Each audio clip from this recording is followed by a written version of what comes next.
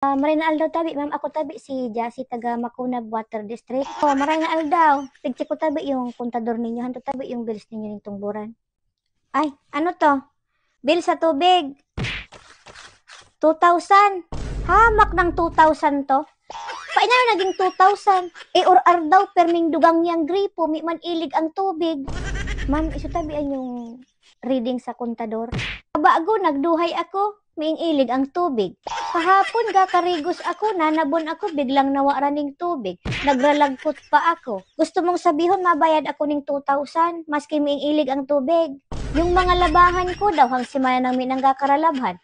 Yung washing machine ko, may managagamit, ami nga ning ilig yung gripo. Gusto mong sabihon, mabayad ako ning 2,000, maski may ilig ang gripo. Tapos, pag nalit kami ning pagbayad sa tinaon yung due date, baka mo isa ba ning pag-utod ning mga kontador namo. Buli ni ina niya, permi na nga ning brown out, permi pang miing ilig yung tubig.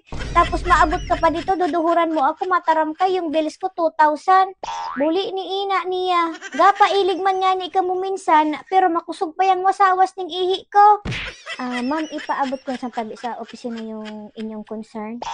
Nakakadugang ka mo ning buray. Buli ni ina niyang.